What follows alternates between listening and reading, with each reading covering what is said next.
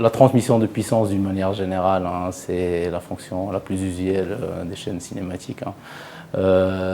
Chez le JIMA, on va chercher à adapter principalement une vitesse du moteur vers les roues, hein, avec une particularité parce qu'il s'agit de tracteurs agricoles. Hein, on va avoir des fonctions supplémentaires à assurer, c'est-à-dire une transmission de puissance vers la cinématique PTO pour alimenter la prise de force et également une génération de puissance hydraulique pour alimentation des outils.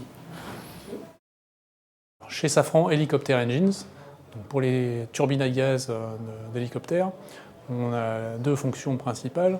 L'entraînement des équipements, donc via une réduction de vitesse entre le générateur de gaz et les pompes à carburant, pompes à huile, génératrice électrique, le démarreur.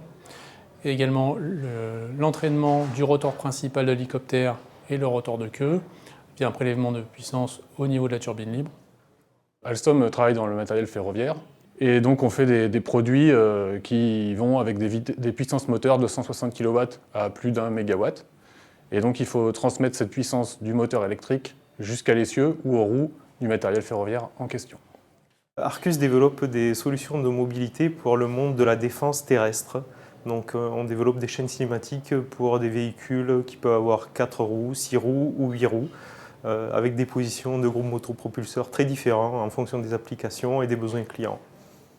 Chez Redex, on fabrique des réducteurs pour la machine-outil, donc on va être sur plusieurs types de réducteurs. Tout d'abord des réducteurs de haute précision pour venir positionner l'outil d'un tour ou d'une fraiseuse. On va aussi avoir des réducteurs donc, qui vont entraîner le tour ou le mandrin, donc mettre en rotation l'outil pour venir arracher de la matière. Donc là, plutôt des transmissions qui vont envoyer beaucoup de puissance et beaucoup de vitesse. Les transmissions, en fait, sont les réducteurs de vitesse qui vont permettre de déplacer et lever les charges en assurant la sûreté, la disponibilité et la performance de nos machines. Alors moi, le défi principal que je vois, c'est qu'il va falloir adresser les challenges que pose l'électromobilité. Ça peut être les très fortes vitesses de rotation ou les couplages électromagnétiques. On va avoir également la nécessité de développer des produits qui soient plus silencieux pour adresser les normes de bruit qui vont nous être imposées par les villes de demain.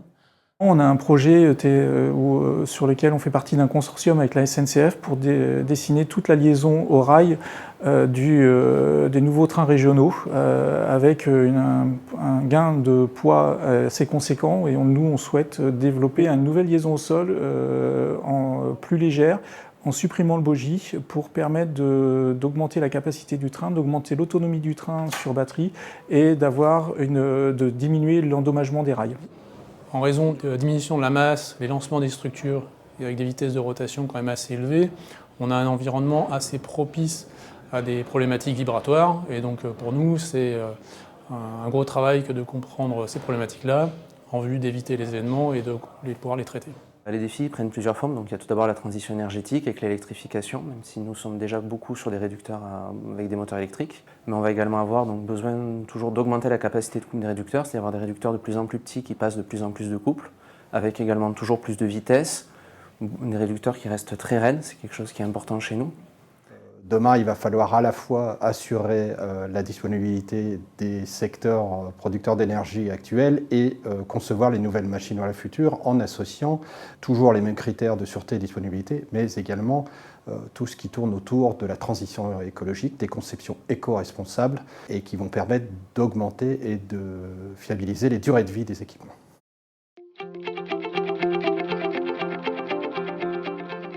Profil multimétier, hein, c'est-à-dire mécanique, mécatronique, hydraulique et puis électronique, hein, bien sûr. Avant tout, il faut avoir des personnes qui sont motivées pour aller dans l'industrie, pour pouvoir contribuer à la transition écologique depuis l'industrie, en sachant que la transition écologique, elle va concerner tous les domaines. On pense souvent à la conception, mais ça va être aussi la fabrication, les traitements thermiques pour les engrenages, avec les réparations, puis sa fin de vie, comment le recycler, comment le gérer en fin de vie. Des gens passionnés par la mécanique et par la mobilité en général. Ce qui semble le plus approprié, c'est des personnes qui ont une certaine appétence pour la mécanique, pour l'analyse et pour la technologie, et donc qui ont une certaine envie de faire progresser, on va dire, le métier et avancer la technologie pour satisfaire les besoins de demain. Et en plus de ces connaissances de base mécaniques, le mécanicien, l'ingénieur mécanicien devra comprendre, appréhender des nouvelles technologies, des nouvelles façons de faire, telles que l'intelligence artificielle, jumeaux numériques, les monitoring 4.0, de manière à satisfaire ces fameux critères d'éco-responsabilité d'augmentation de durée de vie de nos machines. Donc on va avoir besoin de profils créatifs. Donc créatifs d'une part parce que c'est des gens qui vont pouvoir penser en dehors des sentiers battus et donc penser la boîte de vitesse différemment, potentiellement poser des brevets sur des nouvelles technologies, mais aussi être créatifs dans leur approche face à un problème donné pour pouvoir trouver une nouvelle solution, aller chercher des outils auxquels on n'aurait pas pensé initialement, ou développer même des nouvelles méthodes de calcul.